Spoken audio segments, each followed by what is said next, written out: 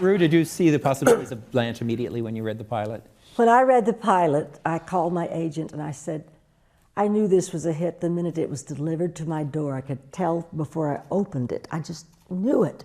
And then when I read it, I said, oh, I'm perfect for the role of Blanche.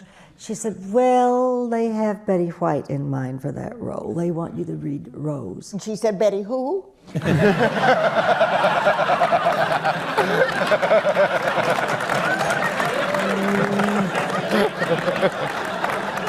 Well, that's what I did. That's what I did, yes. And I said, oh, well, I don't really have a handle on Rose, but I'll go do it. I want to be a part of this. So I was reading Rose for Jay Sandrich, obviously without my handle. And he said, I'm going to ask you to do something unorthodox. Will you go down the hallway and just look at the role of Blanche? I said, well, surely if I have to. So I came back very quickly, and he said, let me hear you read it, and I did. And then he said, thank you very much, and that was that. Then I was called in again, and this time Betty White was there.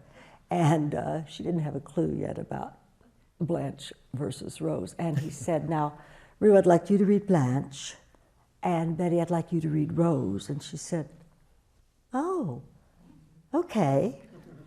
And they heard us read. He heard us read. They heard us read. And the next thing I know, I'm getting called by Susan Harris saying, is there anything you can do to get Bea Arthur to do this show? Because we'd worked together on Maude. And I said, oh, I've been wanting to work with her again. I'll give her a call. I called Bea.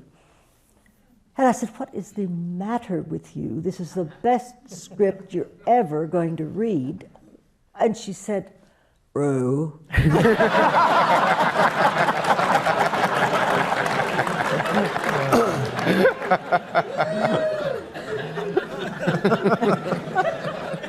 I'm not interested in doing Maude and Vivian meet Sue Ann Niven.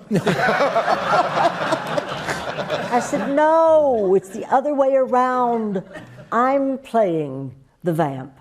Betty's playing the nitwit. She said, oh, no, that's very interesting. The next thing I know, the three of us have been called in to read for network. And we wowed them.